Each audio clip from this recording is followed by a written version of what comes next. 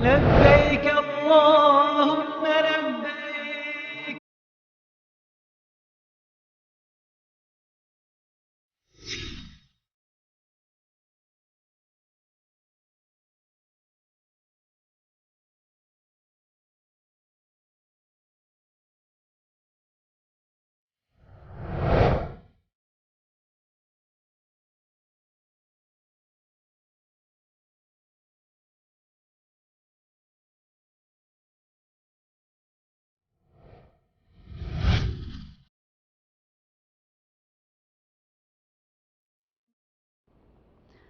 بسم الله الرحمن الرحیم. الحمد لله و صلاة و سلام علی حبیبنا و مولانا رسول الله و علی آله و صحبه و من والاه.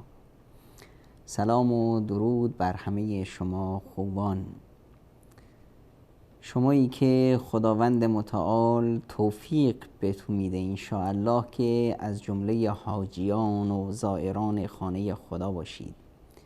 اونایی که خداوند اونها رو ضمن یک وفدی از مهمونها به خانه خودش میکشونه و میبره، و اونایی که قلباشون همراه حاجی ها هست، اون آه امیدشون، اونهایی که درهای آسمون رو پاره میکنه و از خداوند انشاءالله یه موعدی رو میگیره برای یک حجی عمره‌ای در سالهای آینده انشاءالله و اجر و پاداش حج امسال. اون حجی که در این روزهای مبارک هست، روزهای دهه ذوالحجه، این روزها رو باید غنیمت بشماریم. روزهای دهه ذوالحجه اون روزهایی هست که رسول اکرم صلی الله علیه و سلم میفرمایند که هیچ روزی و هیچ زمانی از سال نیست که عمل صالح و کار نیک در نزد خداوند متعال عزیزتر باشه، محبوبتر باشه از عمل صالح و نیک در این روزها. فرمودند ولل جهاد فی سبیل الله، حتی جهاد در راه خدا که یکی از بزرگترین عبادت هاست. فرمودند بله، حتی جهاد فی سبیل الله، مگر اون انسانی که به صلاح اون مجاهد ویژه‌ای که رفت به جهاد با مالش، با مال و ثروت خودش هزینه کرد، خودش رفت به جهاد، نه خودش برگشت و نه مالش. اون یه ویژگی خاص خودش رو داره که خودش رو فروخت به خداوند منان. و حاجی هم همچنین حالتی هست و غیر حاجی هم در این روزها شریک حاجی هست در این اجر و پاداش و در این ویژگی خاصی که به این روزها داده شده. و آخرین روز این روزها که دهه ذوالحجه باشه روز قربانی هست و اونهایی که هم قربانی میدند رسول اکرم صلی الله علیه و سلم ازشون میخواد که اونها دیگه هیچی رو بهش توجه نکنن. تا وقتی که قربانی میکنی شیدا باش، عاشق باش، کسی باش که دیگه هیچ چیز رو نمیبینی، کسی باش که دیگه هم غمت عبادت باشه. موهاتو نگیر، ناخوناتو نگیر، تا اون روز هرچی میخواد سیبیلات 2 متر آویزون باشه بشه، ناخونات میخواد 4 متر بشه. همینجور شیداوار برو تا روز دهه ذوالحجه، این روزهایی که شاید اشاره قرآن کریم به این روزها باشه که والفجر و لیال عشر و شفع و الوتر. بعضیا در تفسیر لیال عشر گفتن که همون روزهای ذوالحجه، یا بعضیا گفتن که بابا اینا لیال عشر هست، شبها هست، منظور شبهای رمضان هست و روزهاش روزهای به اصطلاح ذوالقعده و شفع و الوتر، و شفع هم روز قربان و الوتر روز عرفه. این تفسیری که در مورد این آیه وارد شده. حالا ما در این مدرسه حج هستیم. در مدرسه حج یه درس هایی است که این درس ها رو حاجی میره عملاً اینها رو میگیره و اینها برای کسب این به اصطلاح درس ها حاجی بلند شده، میلیون ها حاجی بلند شدند، از هزاران میل و کیلومترها اومدن در این به اصطلاح واد زیزرع، در این شهر بی آب و علف، در این منطقه اومدن اینجا که با یک نوع عبادت ها و مناسکی این درس ها رو بگیرن. و مایی که دور هستیم هم باید این درس ها رو بگیریم، چون این درس ها مخصوص حاجی نیست، مخصوص هر مؤمنی هست. و حاجی هم کی هست؟ حاجی اون به اصطلاح رسول و پیکی هست که ما فرستادیم تا این درس ها رو بگیره، به ما یاد بده و ما از دور هم نظاره‌گر باشیم این درس ها رو یاد بگیریم. مهمترین درسی که ما از مکتب حج میگیریم درس اخلاص هست. حج به ما کمک میکنه برای رسیدن به اخلاص. اولین موردش اینه، همین این لباس وقتی میپوشم دیگه معنی وجود نداره. با پوشیدن این لباس من میشم یکی از افراد بشر، کسی هم نمیشناسه این کی هست. اگه من لباس خاص خودم رو میداشتم، عمامه و نمیدونم کلاه خاص خودم رو میپوشیدم، اون درجات و نمیدونم چیزای خاص خودم رو میدونم، اون پوز خودم رو میدادم، همه از دور میدونستم که این آقای فلانی هست، وزیر هست، پادشاه هست، فلان کاره هست، مشیر هست، قاضی القضات هست، فلان هست. الان نه، من شدم یه آدم مثل همه خلایق. خب دیگه اینجا اخلاص خود به خود نمایان میشه. اخلاصی که خداوند متعال از ما میخواد، فاعبد الله مخلصا له الدین، عبادت خدا رو انجام بده با اخلاص. عبادت خدا فقط و فقط خالصانه برای خدا باشه. و اتم الحج والعمره لله، حج و عمره رو کامل به جا بیار. به خاطر چی؟ فقط به خاطر خدا. من اومدم به حج نه به خاطر اینکه وقتی برمیگردن بگم حاج آقا عمرا. خب اگه نگفتن بهم بر میخوره. پس من حج نیومدم لله. اون چیزی که برای خداست من نباید در اون هیچ انتظاری داشته باشم، هیچ انتظاری. لا نريد منكم جزاء ولا شکورا. ما از شما از دیگران نباید هیچ انتظار خیلی ممنون دست شما درد نکنه نداشته باشیم. وقتی صدقه میدی و طرف اگر گفت من چی این آدمه مگه، من رفتم بهش صدقه دادم، یکی حتی نگفت دست درد نکنه، نگفت خیلی ممنون، هیچ انگار همینجور سرشو پایین انداخته بود مثل بز گرفت و هیچ به من نگفت. پس من این رو برای خدا ندادم، من برای این داده بودم که به من بگن خیلی ممنون، برای این داده بودم که به من بگن دست درد نکنه. حتی برخی از علما میگن آقا وقتی به کسی خیری دادی، صدقه ای دادی، نگو برای من دعا کن. اگه گفتی واسه من دعا کن یعنی اینی که تو برای خدا ندادی، برای دعا دادی. حتی این نباید باشه. برای خدا اومدیم برای حج. اجازه ندم مردم به من بگن حاجی. آقا نخواستم. لطفاً همونطور که وقتی من نماز میخونم به من نمیگی آقای نمازی فلان، وقتی روزه میگیرم به من نمیگید آقای روزه دار فلان، وقتی زکات میدم به من نمیگی آقای زکاتی. چرا وقتی میرم حج به من میگی آقای حاجی؟ خب این به اصطلاح اسمایی که همون برای خودمون انتخاب کردیم اینا رو بذاریم کنار تا حجمون باشه لله، علی الله الدین الخالص. دین خالص برای خداست. دین خالص باید باشه برای خدا. اگر ما اومدیم یه چیزی غیر از خدا رو از دور یا از نزدیک شریک کردیم، یک چیزی تو ذهنمون اومد که این آقا برای این سبب، برای این که به من بگن حاجی، برای این که احترام من رو داشته باشن، برای این که جلوی خونه من تابلو بزنن که جناب حضرت حاج آقا عمر رو تشریف میارن، مردم میون یه پلاکاردهای بزرگ میدن مقدم حضرت جناب احمد آقا رو از و خانواده گرامی رو از سفر ملکوتی حج به همه شهروندان تبریک میگم. این مزخرفات چیه؟ تو میخوای حج بری؟ بعضی از علما و صالحین وقتی میرفتن حج به کسی اطلاع نمیدادن. همه میدونستند که آقا کجا رفته، باباتون کجاست؟ من میدونم، به ما گفته رفته تهران، فکر کنم از یا رفته تهران. طرف میره حج و برمیگرده کسی رو اطلاع نمیده.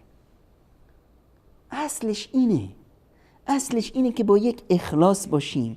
نه اینی که بعد از اینکه از حج اومد در خونه باز انگار که عروسی اونجا دید و بازدید مردم، برو بیا آقا هم نشسته یه جای خاصی برای خودش آماده کرده، بله همین میاد حاج آقا از حج برای ما بگی. ای بابا رفته بودیم بالا، رفته بودیم بازارش، من یه چیزی دیدم یک نمیدونم دستگاه چی پرسیدم این چیه، گفتن این آیپاد آخرین سیستمشه، این رو گرفتم بعدن گفتم این چیه، گفتن این آقا ماشین لباسشویی خودکاره، این میشوره اتو میکشه میاره رو ترت میذاره، گرفتمش من تو فرودگاه نگو والله. ای بابا تو فرودگاه اومدیم گفتن آقا 200 کیلو بارت زیاده، گفتم آقا ما دیگه حج اومدیم زیاره. اون بنده خدا خیلی آدم خوبی بود ما رو گفت.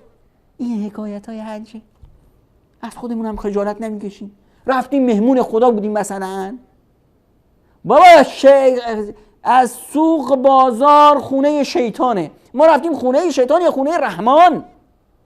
پس این حجمون بنگریم واقعا ما یا خالصتا رفتیم لیلا. این یکی از درسای مهمی که از حج باید بگیریم. و یه درس مهم دیگه ای که از حج بگیریم اینه که این مالی که خداوند به ما میده، مال رو که میده خداوند، این مال رو بذاریم تو دستمون، در راه خدا یاد بگیریم انفاق کنیم، در راه خدا بدیم. و جالب اینجاست که هزینه سفر هم سنگینه، خوب هم که سنگینه تا خوب یاد بگیریم که در راه خدا بدیم. و وقتی که میریم این مال رو که دیده خداوند به ما داده، و انفقوا من مال الله الذی آتاکم، انفاق کنید در راه خدا از اون مالی که خداوند به شما داده. مگه نه که این مال و ثروت رو به خداوند به ما داده؟ مگه نه که این رو در اختیار ما گذاشته تا بهش در راه خدا انفاق کنیم؟ و انفقوا مما جعلکم مستخلفین فیه، انفاق کنید از اون چیزی که خداوند در اختیار شما قرار داده، شما مسئولیت این رو دارید که در اون انفاق کنید، چرخ زندگی به چرخه. این رو بیار تو حساب بانکی، آقا حساب بانکی من اینقدر میلیون داره. آقا این حساب بانکی میخواد چیکار؟ اینقدر میلیون تو حسابم دارم یعنی اینقدر پول رو من از چرخش زندگی گذاشتم یه جور انبار کردم که زندگی نچرخه، که زندگی کند بشه، که گرانی بشه. این دیگه من اینه که در راه خدا انفاق کردن یاد بگیرم. حج یک مرحله هست. و ما انفقوا من شیء، هر چیزی که در راه خدا بدی خدا عوضش رو بهت میده. و او خیر الرازقین، روزی دهنده، هر کسی که از همه روزی رو همه رو میده خداوند هست. رسول اکرم صلی الله علیه و سلم میفرمایند از در حدیث قدسی که یا ابن آدم انفق علیک، خداوند در حدیث قدسی میفرمایند که ای بنی آدم بده در راه خدا تا من بدم بهت. و حج میاد ما رو تربیت میکنه بر این مفهوم انفاق در راه خدا.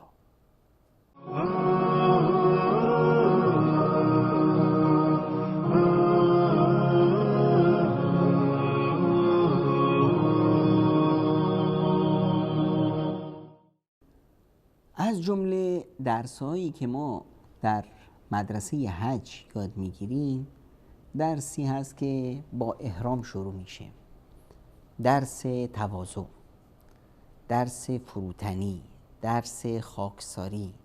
در این احرام دیگه همه اون طبقات اجتماعی از بین میره. خیلی تصویر کاریکاتوری رو احیانا تو عمره و حج میبینی که واقعا دیگه مسخره است.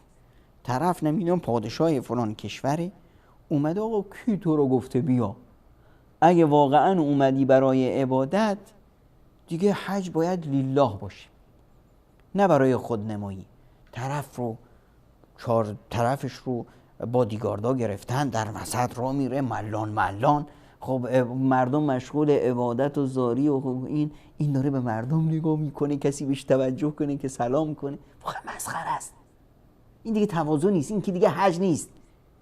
این برای چی اومده؟ برای خودنمایی. داره داد میزنه که خودنمایی اومده. این کارو نکنیم. در حج که میریم همه این مفاهیم رو گمشون کنیم. با لباس احرام همه چیزمون رو از دست دادیم، مثل دیگرها شدیم، ما شدیم آدمیان. و از معانی بسیار پررنگی که در حج هست اینه که آقا این دنیا جای بقا نیست. این دنیا جای حرکت هست، جای همه این حج حرکت و تلاش و یا قوم ان هذه الدنیا ان هذه الحیاة الدنیا متاع. این دنیا یک نعمت الهی است که خداوند متعال به ما داده. جای ما آخرته، جای ما رضایت خداوند هست، جای ما رسیدن به زندگی ابدی است. ما برای اون زندگی باید بکنیم. کن فی الدنیا کانک غریب او عابر سبیل.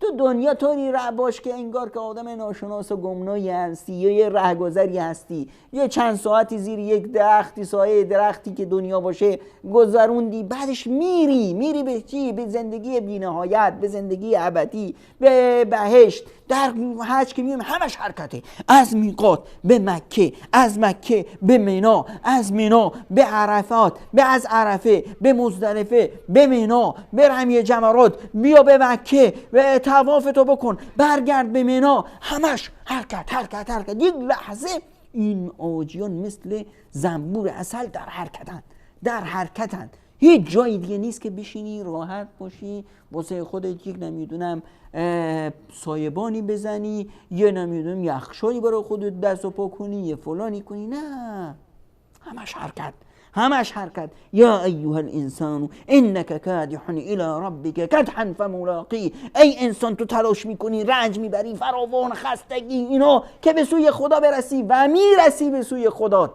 این حرکت رو حج در ما به وجود میاره. و ان الی ربک المنتهی، که ما در نهایتمون به سوی خداست، به سوی خدا میریم. ان الذين لا يرجون لقاءنا ورضوا بالحیاة الدنیا واطمأنوا بها. اونایی که به همین دنیای پوچ زندگی دنیا راضی شدن، اونجا استقرار کردن، راحتن. بله من همین چیزو دارم، زندگیمو دارم، 4 تا 5 تا خونه دارم، نمیدونم 7 8 تا ماشین دارم، آقا حسابای بانکی پولا اینقدر تو بانک ذخیره دارم، فلان دارم. اینا چی هستن؟ والذین هم عن آیاتنا غافلون. اینا از آیات و نشانه های الهی غافلن، از دین خدا غافلن. اولئک مأواهم النار بما كانوا یکسبون. اینها نهایتشون میرن به جهنم به خاطر اون چیزی که همینو میخواستن، به همین راضی شده بودن. اینه که حج میاد این حرکت رو به ما یاد میده و از ما رو از این دنیا میکنه، ما رو فکر ما رو میذاره به آخرت. لباس ما لباس کفن به ما نشون میده که شما دارید میرید.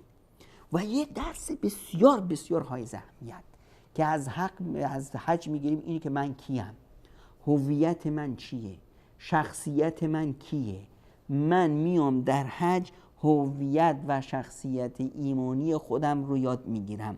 من میام در حج میفهمم که یا ایها الناس انا خلقناکم من ذکر و انثی. ای مردم، همه مردم، ما شما را از آدم و حوا خلق کردیم. و جعلناکم شعوبا و قبائل. ما شما را ملت ها، گروه ها، زبان ها، رنگ خلق کردیم. لتعارفوا، تا یک دیگر رو بشناسید، به یک دیگر رو تکامل بدید. چیزی که من نیاز دارم از اون بگیرم، اون نیاز داره از من بگیره، در توانمندی های خودمون رو با هم تقسیم کنیم. و اما بدونید ان اکرمکم عند الله اتقاکم. بهترین شما، عزیزترین شما در نزد خداوند منان پرهیزکارترین شما هست. ان اکرمکم عند الله اتقاکم. بهترین شما با تقواترینتون هست. نگفت پولدارترینتون، نگفت آقا سفیدترینتون، نگفت آقا درازترینتون، نگفت آقا خوشگلترینتون، نگفت آقا با منصب ترینتون، نگفت آقا با زبان فلان ترینتون. نه نه نه نه نه نه. اینا هیچ معانی نیست که شما توش فکر کنید. اینا اصلا تفکر دین اینها جهالت هست. همینی که گفتی چون که من زبانم فلان زبان از دیگران بهترم، همین که گفتی من فلان قوم هستم از دیگران بهترم، تو اسمت هست ابو جهل. تو اسمت هست چی؟ ابو جهل. هر کسی خودش رو بر دیگران برتری داد، اون رو به اسمش رو بذارید چی؟ ابو جهل. نگاه نکنید که چه مدرک داره. ابو جهلی که ابو جهل بود، مدرکش چه بود؟ مدرکش حکمت بود.